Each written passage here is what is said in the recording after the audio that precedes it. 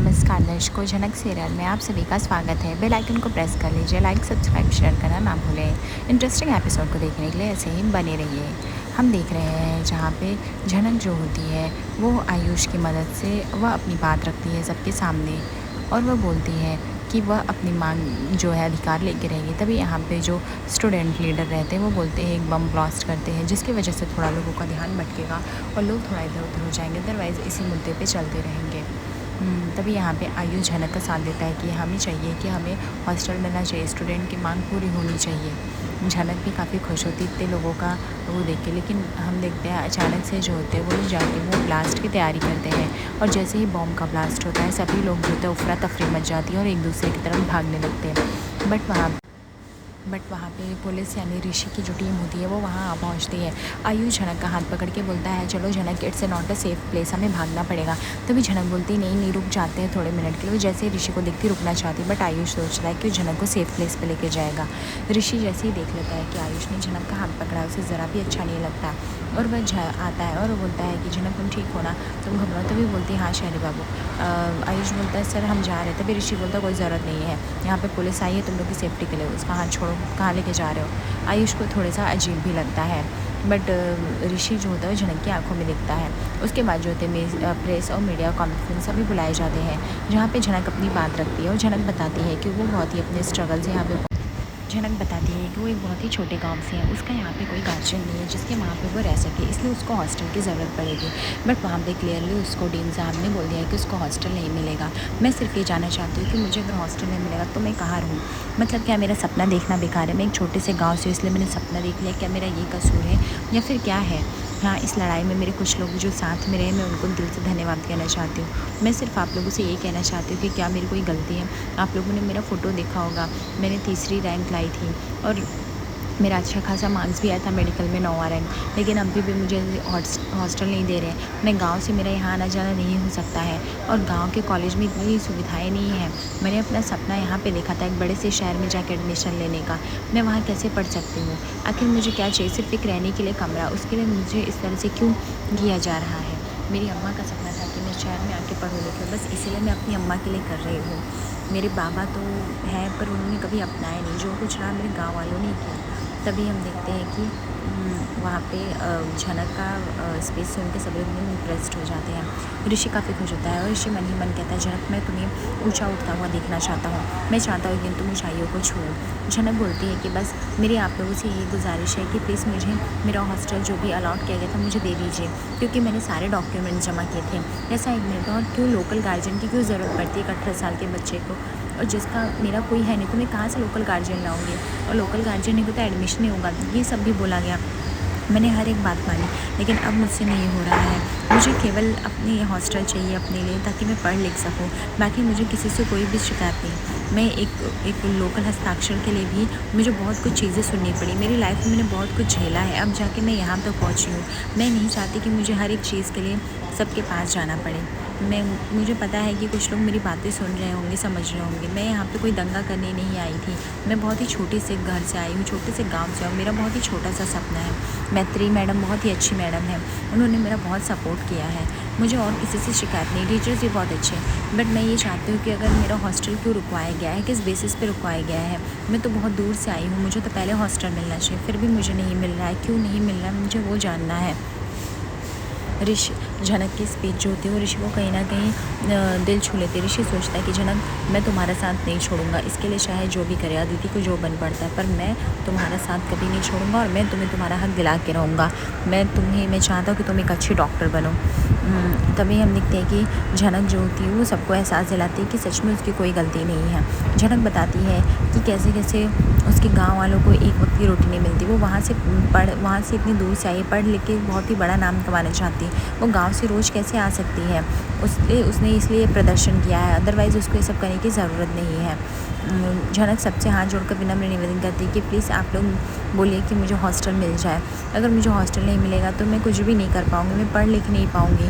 मैं यहाँ पे आके बहुत ही खुश हूँ, बट शहर के लोग गांव के लोगों में बहुत फ़र्क होता है, वो लोग अपनाते नहीं। मेरे साथ बहुत मिसबिहेव हुआ है, लेकिन मैं वो सब साइड में रखती हूँ, वो सब मैं झेल लूँगी। पर अगर मुझे मेरे ही अधिकार नहीं मिलेंगे तो मैं अपनी सपने कैसे पूरी करूँगी? आखिर मेरा क्या कसूर है? क्योंकि मैं गाँव से आई हूँ इसलिए मेरा कसूर ये है? झनक का स्पीच जो होता है वो लोगों के दिलों पे छा रहा होता है, जहाँ पे आयुष बोलता है हाँ हमारी मांगें पूरी करो, 1 2 3 4 नहीं होगा अत्याचार। वो ऐसे ऐसे जयकारे लगा रहा होता है। यह वीडियो जैसे ही एजुकेशन मिनिस्टर देखती है वो भड़क जाती है, बोलती है ये लड़की कौन है और ये यहाँ पे कॉलेज में क्या चल रहा है, मेडिकल कॉलेज में। तभी उनका सेक्रेटरी बताता है कि मैडम इस लड़की को हॉस्टल नहीं अलॉट किया गया और सी इज़ फ्रॉम विलेज, इसीलिए वो ऐसा कर रही है। बोलती है ओके ठीक है, डीन को कॉल लगाया जाए। उसके बाद डीन को कॉल लगाया जाता है और बोलती है डीन से कि ये सब क्या चल रहा है, क्या उस लड़की वो लड़की जो कुछ बोल रही सही है। तो फिर डीन घबरा जाता है, बोलता है ऐसा कुछ भी नहीं है, बस यूँ ही वो लड़की तमाशा करे। तभी उनका सेक्रेटरी बोलता है एक काम करो, ये लो मैडम से आपकी बात करो। मैडम बोलती हैं कि क्या ये सब क्या चल रहा है, हमारे ही कॉलेज में ये सब पॉलिटिक्स कब से होने लगा। तभी डीन जो होता है वो बोलता है मैडम सॉरी लेकिन ये कोई पॉलिटिक्स नहीं हो रहा है, उस लड़की को हमने बोला था कि अभी नहीं मिलेगा थोड़े दिन के लिए रूम। बहुत सारे ऐसे बच्चे जिसे रूम नहीं मिला है, मैंने बोला थोड़े दिन बाहर रह जाएगी, जैसे हॉस्टल खाली हुआ आ जाएगी, पर वो कुछ और बोल रही है। तभी यहाँ पे एजुकेशन मिनिस्टर बोलती है कि मुझे कोई बात नहीं तुम्हारी सुननी, मैंने जो तुम्हें बताया है सिर्फ तुम्हें वो करने की ज़रूरत है। चुपचाप उस लड़की का उसका हक दे दो, मुझे इस बात में कोई भी बखेड़ा नहीं चाहिए। आगे जाके तुम्हें पता है मीडिया वाले क्या किसी चीज़ नहीं निकालेंगे। वो लड़की अगर सबसे छोटे से गांव से आती है, उसका इतना सपना है तो उसको हॉस्टल क्यों नहीं मिलना चाहिए। इनफैक्ट उसको हॉस्टल सबसे पहले मिलना चाहिए। लेकिन ये सब क्या चल रहा है मुझे नहीं समझ में आ रहा है। अगर तुम्हें तुम्हारी कुर्सी नहीं खाली चाहिए तो तुम फटाफट कर दो। उसके बाद मिनिस्टर कॉल कट कर देते। डीन साहब बोलते हैं मेरी नौकरी तो खतरे में है, बताओ एजुकेशन मिनिस्टर का कॉल आ गया, मुझे उन लोग की बात ही नहीं माननी चाहिए थी। तभी लोग बोलते कौन लोग, वो बताता है कि हैं कुछ बड़े इन्फ्लुएंसर लोग जिन्होंने दबाव दिया था कि झनक को एडमिशन ना मिले। दूसरी तरफ जो हम देखते हैं कि डीन साहब खुद चल के जाते हैं और बोलते हैं कि प्लीज़ आप लोग ये धरना देना बंद कीजिए, मैं रेडी हूँ, मैं झनक को हॉस्टल दे दूँगा, ठीक है। तभी यहाँ पे सब लोग बोलते हैं आप ऐसे कैसे रेडी हो गए। तभी बताते हैं कि एक्चुअली मैंने इसको बोला था कि अभी हॉस्टल में रूम नहीं, बट कुछ दिन के बाद मिल जाएगा, कुछ दिन के लिए ठहर जाए। ऐसे बहुत से बच्चे जिन्हें हॉस्टल नहीं मिला है, लेकिन मुझे लगता है कि झनक को कोई मिसअंडरस्टैंडिंग हो गई है और इसलिए उसने गलत समझ लिया है। इसमें उसकी कोई गलती नहीं है, हम उसको रूम अलाट करें और आज से और वह जाके और बच्चों के साथ मिलजुल कर अपना रह सकती है। ये सुनकर सभी लोग तालियाँ बजाने लगते हैं क्योंकि सभी लोग झनक के लिए बहुत ही खुश होते हैं, झनक भी बहुत खुश होते हैं। तभी यहाँ पे आयुष बोलता है कि मेक श्योर सर आगे से किसी बच्चे को भी प्रॉब्लम नहीं होगी। तभी हम देखते हैं कि झनक को कॉल आने लगता है। झनक जाती है ऋषि के पास, बोलती पता नहीं कॉल किसका अननोन नंबर से आ रहा है। ऋषि बोलता है एक काम करो तुम कॉल पिक कर लो जाके। तभी जैसे ही झनक कॉल उठाती है वो बताता है कि वो सेक्रेटरी बोल रहा है होम मिनिस्टर का, उसको अभी आना पड़ेगा। झनक डर जाती है और बोलती है क्यों, मैंने ऐसा क्या किया है। बोलते अरे कुछ नहीं, अभी मैडम ने तुमको टीवी पे देखा, तुम्हारा कुछ प्रॉब्लम हुआ था ना, इसलिए मैडम तुमसे बात करना चाहती पर्सनली, तुम्हें मैं एड्रेस भेज देता हूँ, आ जाओ। तभी झनक बोलती है कि सर मैं बहुत ही छोटे गांव से आती हूँ, आप अगर एड्रेस भेजोगे तो भी मैं नहीं पहुँच पाऊँगी, मैं कैसे आऊँगी। तभी बोलते ठीक है हम गाड़ी भेज देंगे, उसमें बैठ के आ जाना। झनक बोलती नहीं नहीं सर आप इतना मेरे लिए क्यों करेंगे, आप गाड़ी क्यों भेजेंगे, मैं चली आऊँगी, मैं किसी से एड्रेस पूछताछ करके चली आऊँगी, आप चिंता मत कीजिए सर। लेकिन क्या डांटने के लिए बुला रहे, किस लिए बुला रहे हैं, मुझे डर लग रहा है। तभी बोलते नहीं नहीं वो तुम्हारे अधिकारों के बारे में जानना चाहते हैं, तुम्हारे साथ जो भी गलत हुआ ना वो उस पर एक्शन लेंगे, डोंट वरी तुम्हारे साथ कुछ गलत नहीं होगा। तभी ऋषि जाता है झनक के पास और बोलता है झनक क्या हुआ, तुम इतनी वरीड क्यों हो। झनक बोलती होम मिनिस्टर का एजुकेशन मिनिस्टर का कॉल था, मैडम मुझसे मिलना चाहती हैं, शरी बाबू मुझे बहुत डर लग रहा है। तभी ऋषि बोलता है इसमें डरने की क्या ज़रूरत है, अगर वो मिलना चाहती है ज़रूर कोई शॉर्टेज निकालना चाहती होंगी, सॉर्ट आउट करना चाहती होंगी, मुझे लगता है कि तुम्हें जाना चाहिए। ये सुनकर ये देखकर तो मिस्टी का खून खोल उठता है। तभी वहाँ मिस्टी के फ्रेंड बोलती है तेरे दादा है ना, उस लड़की से क्यों बात करें। मिस्टी बोलती है मैंने तुम्हें बताया था ना, ये लड़की पहले हमारे घर पे काम करती थी, इसलिए दादा गए होंगे, वो दादा को देखी होगी इसलिए वो हेल्प के लिए चली गई होगी, तुम लोग को नहीं पता वो लड़की कितनी अपॉर्चुनिस्टिक और सेल्फिश है। तभी झनक बोलती है कि मुझे जाना है, आप मुझे खाली एड्रेस बता दीजिए। ऋषि बोलता है एड्रेस क्यों, क्या मैं तुम्हारे साथ नहीं जा सकता हूँ, मैं तुम्हें वहाँ पे ड्रॉप कर दूँगा। झनक वैसे भी तुम शहर में कुछ भी नहीं जानती, तुम कहीं भी भटक जाओगी तो क्या होगा, तुम वैसे भी मेरी रिस्पॉन्सिबिलिटी हो, अगर मैं तुम्हें वहाँ पे ड्रॉप कर दूँगा तो कुछ हो नहीं जाएगा। झनक बोलती है कि शरी बाबू आप मेरे लिए बहुत कुछ कर चुके हो, लेकिन अब आप मेरे साथ हर जगह नहीं जा सकते, अदिति दीदी को बुरा लगता है, सबको लगता है, मैं खुद से जाना चाहती हूँ।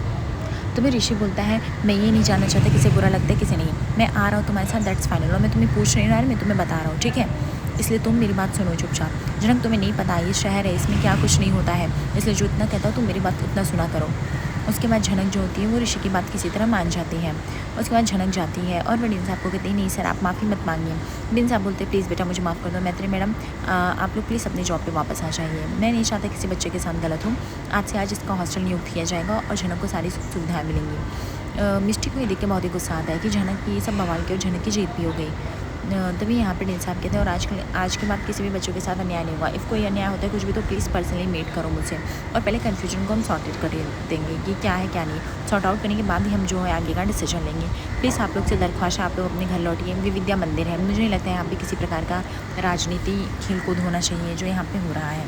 तभी यहाँ पे स्टूडेंट मॉनिटर जो रहता है यानी उनका नेता, वो बोलता है कि अगर किसी भी स्टूडेंट ग्रुप में किसी कुछ भी प्रॉब्लम होती है तो प्लीज़ कॉन्टैक्ट टू लीडर, मुझे करिए, मैं उसको सॉर्ट आउट करूँगा। और सिर्फ इतना ही नहीं, अगर मैं सॉर्ट आउट नहीं कर पाया तो मैं डीन सर और एजुकेशन मिनिस्टर दोनों के पास जाऊँगा। उसके बाद यहाँ पे हम देखते हैं कि अदिति जो होती है वो वीडियो देख रही होती है ऑनलाइन, जहाँ पे देखते हैं उस कॉलेज में बम ब्लास्ट। अदिति पूरी तरह से शॉक हो जाती है और बोलती है ये अचानक से कैसे हो गया है।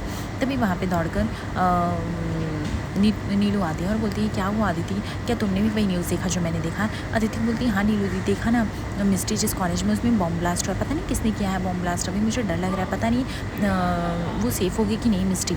नीलू बोलती पता नहीं, मैंने उसको कॉल किया, उसने कॉल नहीं पिक किया। अदिति बोलती सेम हियर नीलू दी, मैं भी उसे कॉल करने की कितनी बार कोशिश कर रही हूँ, ट्राई कर रही हूँ, बट वो मेरा कॉल ही नहीं पिक कर रही है, मुझे कुछ पता ही नहीं चल रहा है और मुझे डर भी लग रहा है। क्या ये वही कॉलेज है जिसमें झनक का एडमिशन हुआ था। नीलू बोलती है अब मुझे इतना कंफर्म नहीं है, बट इतना पता है कि मिस्ट्री तो आज गई थी, आज उसका फर्स्ट डे था, भगवान करे सब कुछ सही हो, मुझे तो बहुत ही डर लग रहा है। तभी यहाँ पे हम देखते हैं कि पुतुल आती है। पुतुल से सब लोग पूछते हैं कि क्या तुझे पता है कि उस कॉलेज में झनक भी है क्या, या फिर किसने किया है, तुझे पता बम ब्लास्ट। तभी यहाँ पुतुल बोलते मुझे कोई भी आइडिया नहीं है, और इफ़ अगर आइडिया होता है तो मैं आप लोग को क्यों नहीं बताती हूँ। झनक कहाँ है कहाँ नहीं मुझे नहीं पता, और मुझे दोनों के लिए वरीज़ है, मिस्ट्री और झनक दोनों के लिए। मैं कॉल लगा रही हूँ बट लग नहीं रहा है।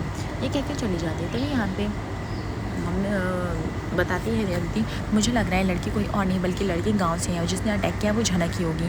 मे भी ये झनक का ये सब रुतबा है ये सब करने का, उसका तो हमेशा से आदत है। तभी नीलू बोलती है लड़की कहीं भी जाएगी ना चैन से नहीं रहने देगी, मतलब आज फर्स्ट कॉलेज में ये सब हंगामा कर दिया, आखिर उसको ये सब करने की क्या ज़रूरत थी, मुझे तो यही नहीं समझता है। पुतुल बोलती है मुझे इस बारे में कोई आइडिया नहीं, आप लोग क्या बात करो क्या नहीं मुझे नहीं पता, झनक का एडमिशन हुआ कि नहीं हुआ मुझे कुछ भी नहीं पता, क्योंकि घर पे तो आप लोग थे ना, आपको पता होना चाहिए। बाय द वे मैं जा रही हूँ, अगर मुझे कुछ पता चलेगा भी ना तो मैं बता दूँगी, ठीक है। ये कह के पुतुल वहाँ से चली जाती है। अदिति बोलती है मुझे शक है पुतुल दीदी हमसे कुछ छिपा रही है, मुझे ऐसा लग रहा है नीलू दी पुतुल दी को सब कुछ पता है लेकिन वो फिर भी हमें नहीं बता रही है। दूसरी तरफ हम देखते हैं कि आयुष बोलता है झनक तुम कहीं जा रही हो क्या। झनक बोलती है हाँ मैं जा रही हूँ एजुकेशन मिनिस्टर से मिलने के लिए। तभी बोलता है ठीक है मैं ड्रॉप कर देता हूँ। ऋषि बोलता है उसकी कोई ज़रूरत नहीं बिकॉज मैं लेके जा रहा हूँ। तभी यहाँ पे आयुष बोलता है अच्छा तो तुम पुलिस वालों के साथ जा रही हो। ऋषि बोलते पुलिस वालों के नहीं सिर्फ मेरे साथ, मैं उसको अकेले उधर छोड़ दूँगा और मैं बात भी कर लूँगा एजुकेशन मिनिस्टर से। आई डोंट थिंक कि तुम्हें भी आना चाहिए, तुम जाके अपनी पढ़ाई करो काम करो, ठीक है। बाकी मेरी टीम चली जाएगी। उसके बाद झनक भी मना कर देती है आयुष को। आयुष थोड़ा शॉक हो जाता है कि झनक ऐसा क्यों की। उसके बाद झनक जो होती है ऋषि के साथ गाड़ी में बैठ के चली जाती है।